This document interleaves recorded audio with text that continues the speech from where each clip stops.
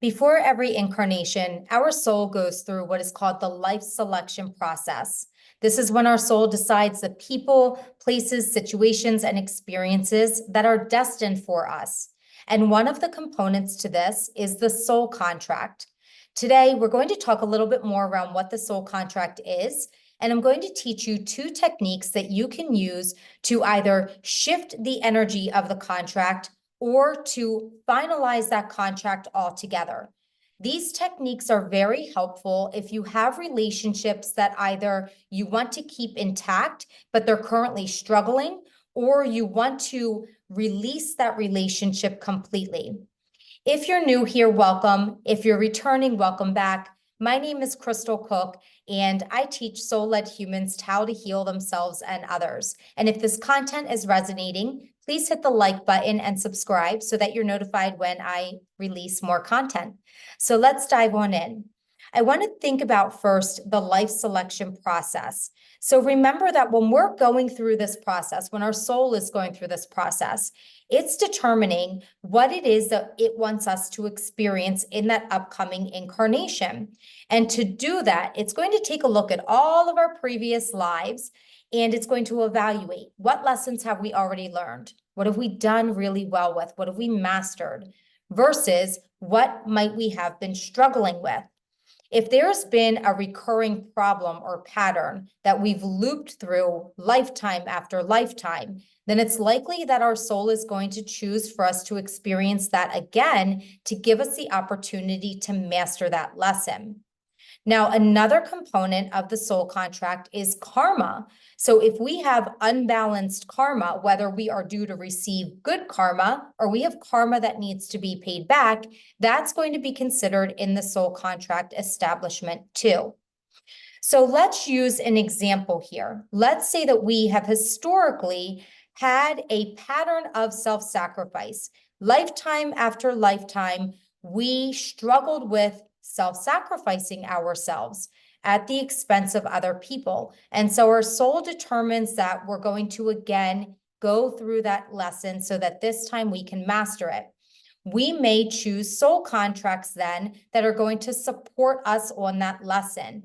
Now, some contracts might feel supportive or loving, where we might have a friend who is always there for us, no matter what happens. And this is the person that we share our feelings with every time that we loop through one of these situations and we're feeling discouraged. A soul contract might look like that.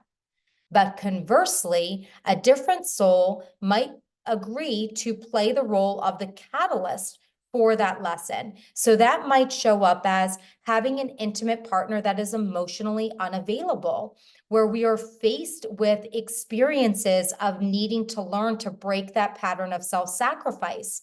Or it could show up as having a parent that might have minimized us or might have put too much on our plate and made us feel responsible for their needs from the time that we were children. Now, these types of contracts are going to feel different than the first example, but it doesn't mean that they are bad. Contracts are not good versus bad, just like energy is not good versus bad.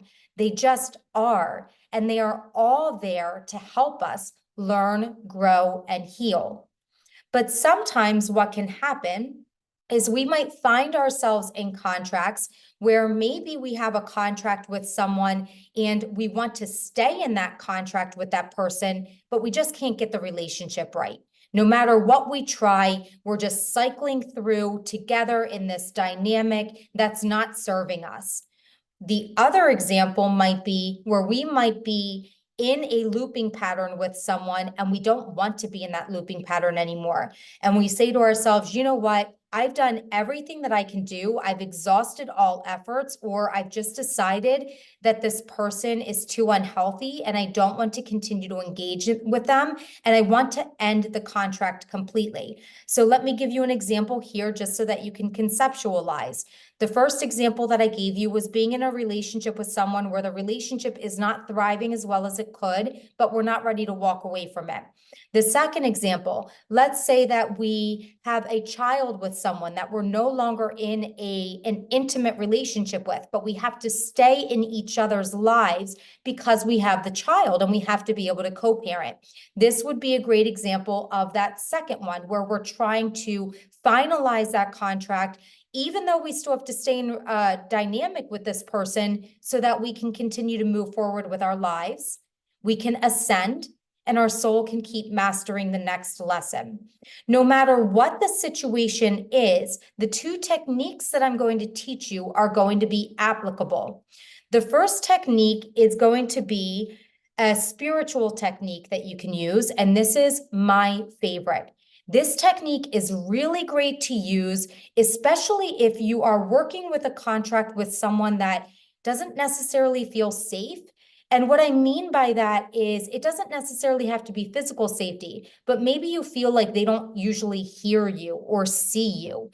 And so you just feel like there's no point in sharing what it is that you're thinking and feeling because either they're not hearing it or there's something that's happening in the communication between the two of you and you keep looping anyways. Another example, this would be really great if you're dealing with someone who has narcissistic tendencies. It's not safe to have that conversation mentally or emotionally. So you can use this technique in all of those scenarios.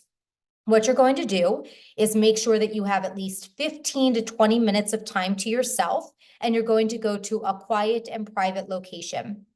You're going to take some time to go into your heart space, and you're going to set the intention to access that heart space and allow yourself to go into that meditative state where you are calm and you are relaxed and you feel like you are mentally, emotionally, energetically, spiritually open to have the conversation in this spiritual platform. Next, you're going to call in your divine team. So that can include anyone that you prefer. You want to bring in your higher self. I personally like to bring in my guides, my angels, and specific deceased loved ones, but whatever works for you is just fine. And then afterward, you're going to set your intention for the session. So now your intention is going to vary depending on what your intention is. If you're striving to change the energy of that contract so that that relationship can stay intact but be healthy, then that's your intention for the session.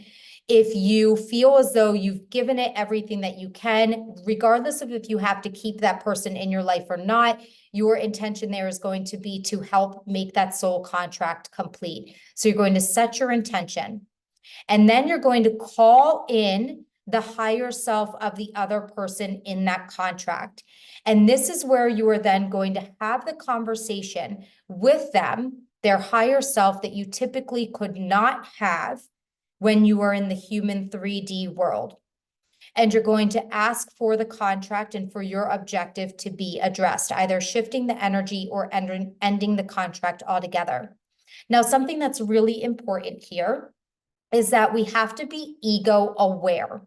And what I mean by that, let's say that we want to shift the energy of a contract because we really want to stay in that relationship.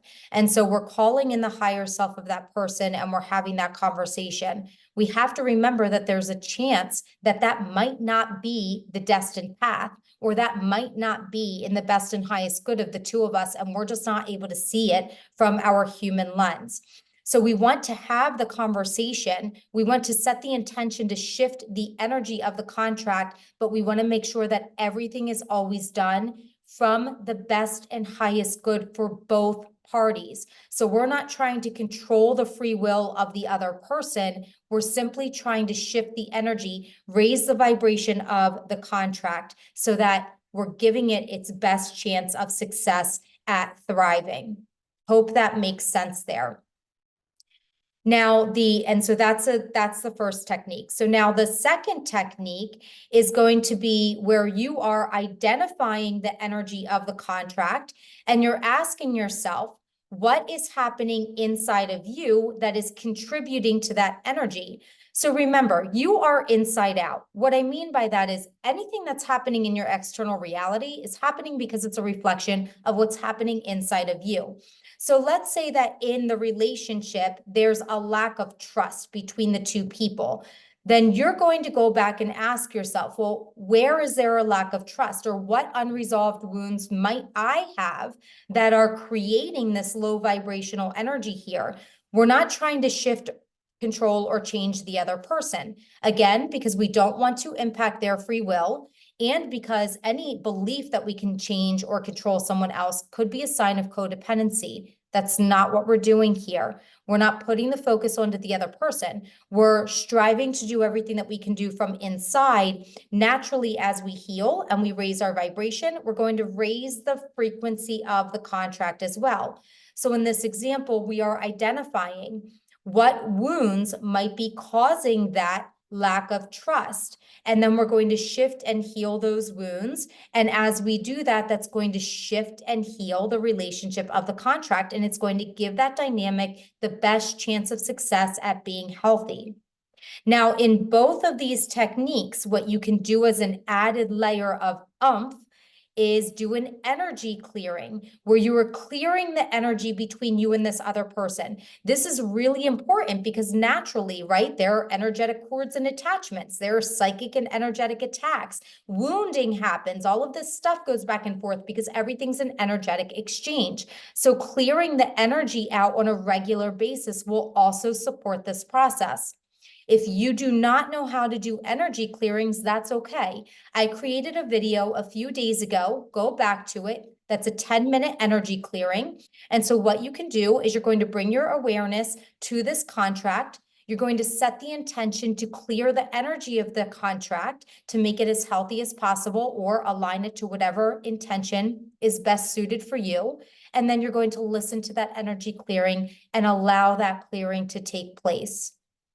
Both of these techniques are fantastic. I recommend that you do a blend of both, that you exercise the first technique first, using the energy clearing, and then you focus on the second technique as well, because of course, we know that everything in our reality is showing up because it's a vibrational match to us. And so the only way to shift the things that are happening in our reality, including our soul contracts and relationships, is to shift and heal ourselves. I hope you found this helpful. I would love to hear your thoughts. What's coming up for you? Share that in the comments so that I know how to continue to support.